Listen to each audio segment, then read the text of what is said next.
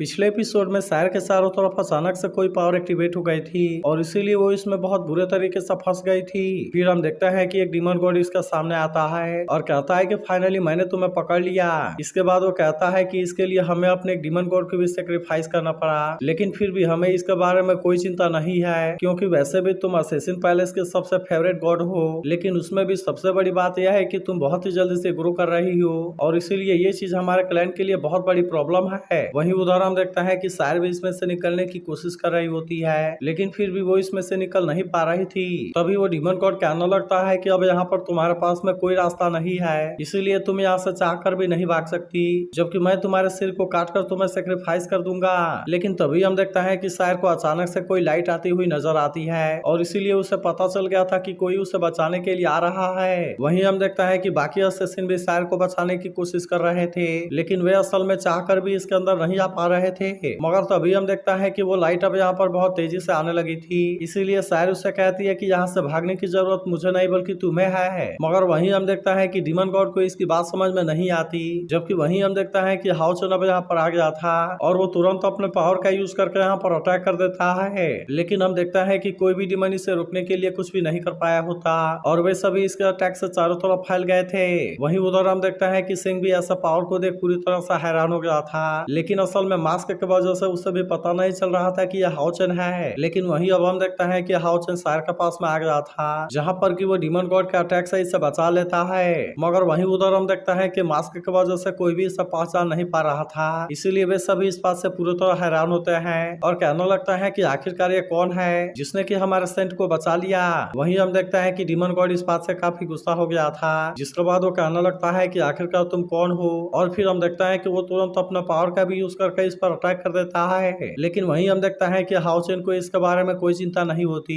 इसीलिए वो शायर को इसके अटैक से बहुत ही आसानी से बचा लेता है और हम देखता है कि डीमन गॉड इसका कुछ भी नहीं कर पाता। लेकिन वहीं हम देखता है कि डीमन गॉड भी इतना आसानी से हार मानने वाला नहीं होता और कहता है कि चलो मैं भी देखता हूँ कि आखिरकार तुम कहाँ तक भागते हो, और फिर हम देखता है कि वो अपने पावर का भी यूज करने के लिए रेडी हो गया था। लेकिन वहीं हम देखता है कि हाओचन को अभी भी इसके बारे में कोई चिंता नहीं होती और इसीलिए वो इसके अटैक को बहुत ही आसानी से रोक लेता है। तभी शायर उसे कहती है कि यह भी प्रीमेच्योर है, जिस पर हाओचन कहता है कि चलो सबसे पहले हम इसके साथ में ही डील करते हैं। इसके बाद हम देखता है कि वो अपने पावर से इसका अटैक को डिस्ट्रॉय कर देता है, जबकि वहीं हम देखता है कि डीमन गॉड इस बात से हैरान हो गया था। लेकिन वहीं हम देखता है कि वे दोनों अपने पावर को एक्टिवेट कर लेते हैं और एक दूसरे से कहता है कि आज मैं फिर से तुम्हारे साथ में फाइट करने वाला हूँ और इसीलिए मैं इस बात से काफी खुश हूँ। मगर इसके बाद हम देखता है कि वो इसमें कोई भी देरी नहीं करते और वे सीधे डीमन गॉड के ऊपर अटैक करने के लिए चले गए थे। लेकिन वहीं हम देखता है कि डीमन गॉड भी इनका सामना करने के लिए रेडी था, इसीलिए वो भी इनके सामने इतना आसानी से हार मानने वाला नहीं होता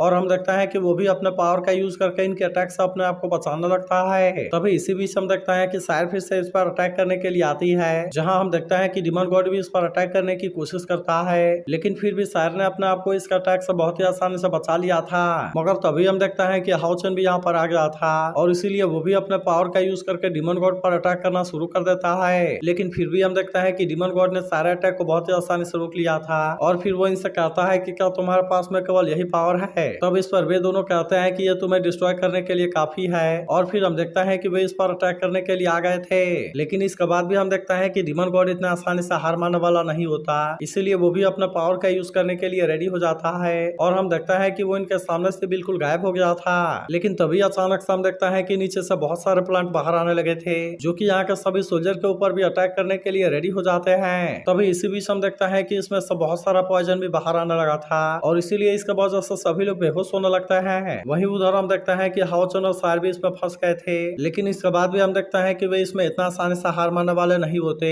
और हम देखता है कि वे फिर से अपना पावर का यूज करने के लिए रेडी हो गए थे। तभी इसी बीच हम देखता है कि हाओचन भी अपने किसी पावर को एक्टिवेट करने लगता है, जो कि असल में लाइट बैप्टिज्म की पावर होती है। फिर हम देखता है कि उसने तुरंत इसका यूज करके अटैक कर दिया था, इसीलिए डीमन गॉड भी अब इसके सामने कुछ नहीं कर पाता और फिर हम देखता है कि वो भी अपने जान बचाने के लिए कोशिश करता है। मगर वहीं हम देखता है कि शायर भी अपने पावर का यूज करने के लिए रेडी हो गई थी, इसीलिए डीमन गॉड अब इसके सामने कुछ भी नहीं कर पाता और फिर कहता है कि आखिरकार तुम मुझे इतना आसानी से कैसे हरा सकते हो। लेकिन इसके बाद हम देखता है कि वे दोनों इस पर अपने पावर का यूज करने के लिए रेडी हो गए थे, इसीलिए डीमन गॉड अब इनका पावर के सामने कुछ भी नहीं कर पाता और फिर हम देखता है कि शायर अपने पावर का यूज करके इसे बहुत ही आसानी से मार देती है, जहाँ पर कि डीमन गॉड का क्राउन भी इसमें डिस्ट्रॉय हो गया था। लेकिन तभी हम देखता है कि हाउचन अपने ट्रेवल फील्ड वाले पावर का यूज करने के लिए रेडी हो गया था, जिसका वजह से सारे सोल्जर की स्पिरिचुअल पावर रिकवर हो जाती है और इसीलिए वे फिर से डिमन आर्मी के साथ में फाइट करने के लिए रेडी हो गए थे। जिसके बाद हम देखते हैं कि डिमन अपनी जान बचाने के लिए वहां से भागने लगता है और अब इसीलिए हम देखते हैं कि वे इसमें बहुत ही आसानी से जीत गए थे। मगर वहीं उधर हम देखते हैं कि हाउचन सायर को अपनी बाहों में ले लेता है, जहाँ पर सायर उससे कहती है मुझे पता था कि तुम यहाँ पर जरूर आओगे। लेकिन तभी हाउचन उससे कहता है कि हम तो इतने टाइम से अलग रहे। तब इस पर सायर उससे कहती है कि मैं तो ठीक हूँ, लेकिन तुम कैसे हो। जिसके बाद हम देखता है कि हाउचन सारी चीजों के बारे में याद करता है और फिर उससे कहता है कि मैं भी ठीक हूँ। लेकिन इसके बाद हम देखता है कि हाउचन ने स्टार किंग को बाहर निकाल लिया था और अब इस तरह से वे दोनों एक साथ में वहां से नीचे आने लगे थे। तभी इससे देख सभी बात करने लगता है कि ये तो नाइट हॉल से है और ऐसा लगता है कि सायर उसका बहुत करीब है। मगर वहीं हम देखता है कि सेंगी हाउचन को पहचान नहीं पा रहा था और इसीलिए वो भी हैरान होता है कि आखिरकार ये है कौन। मगर इसके बाद हम देखता है कि वो हाउचन के बारे में याद करने लगता है, क्योंकि उसे पता है कि हाउचन उसे बहुत ज्यादा प्यार करता है। अब इसी वजह से हम देखता है कि सेंगी इस बात से काफी परेशान हो रहा था और कहने लगता है कि मैं तो अपना लाइफ को रिस्क में डाल रहा हूँ। मगर तभी हम देखता है कि हाउचन इनका सामने भी आ जाता है और फिर हम देखता है कि वो इन सबको ग्रीट करता है। लेकिन अभी भी हम देखता है कि इनमें से कोई भी इसे पहचान नहीं पा रहा था, इसीलिए हम देखता है कि वह हाउचन से कुछ भी नहीं बोलते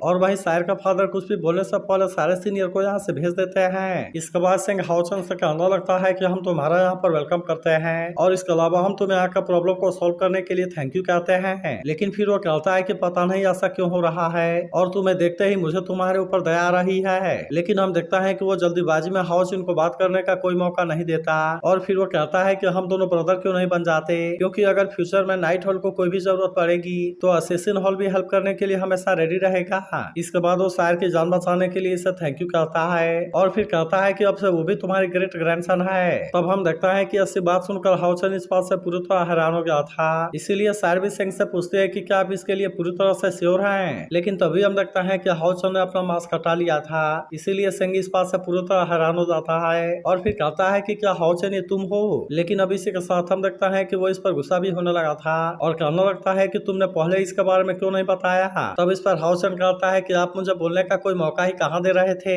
जिसके बाद हम देखता है कि सेंगी सायर के पास में कर देता है और फिर सायर का फादर इसे बताता है कि सायर भी लेवल 8 में चली गई है और इसने रीऑर्गेनाइजेशन के टास्क को कंप्लीट कर लिया है। अब इसीलिए सायर का फादर उससे पूछता है कि क्या तुम बाकी के टीममेट को भी पिकअप करने के लिए जा रहे हो। तब इस पर हाउचन कहता है कि मास्टर हा ने मुझे हर पास में से 1 मिलियन मेरिट पॉइंट को हासिल करने के लिए बोला है और इसीलिए इसे पूरा करने के लिए मैं भी कुछ टाइम के लिए यहाँ पर रुकने वाला हूँ। लेकिन तभी सेंग कहता है कि तुमने और सार ने आकर सारे टेबल को मार दिया, जिसकी वजह से एक्सोसिज्म पास की प्रॉब्लम सॉल्व हो गई। इसीलिए ये काम तो 1 मिलियन मेरिट पॉइंट से भी ज्यादा है और इसीलिए मैं अभी इसे तुम्हें दे रहा हूँ। जिसके बाद हम देखते हैं कि हाउचन भी इसके लिए थैंक यू कहता है और फिर सोचता है कि मैंने ऐसा उम्मीद नहीं किया था कि ये काम इतना आसानी से पूरा हो जाएगा। मगर तभी हम देखते हैं कि एक सोल्जर भागते हुए यहाँ पर आता है और बताता है कि बहुत बड़ी प्रॉब्लम हो गई है। फिर बताता है कि हमारा बहुत सारा सोल्जर अचानक से कोमा में चले गए हैं। जिसके बाद हम देखता है कि हाउचन भी इस बात से काफी परेशान हो गया था और फिर सोचता है कि क्या यहाँ पर और कोई डीमन गॉड भी आ गया। तो अगर एक्सप्लेनेशन अच्छी लगी हो तो इस वीडियो को लाइक और इस पर एक कमेंट जरूर कर देना और अगर आप इसके अगले एपिसोड के लिए एक्साइटेड हो तो इसके बारे में भी जरूर बताना।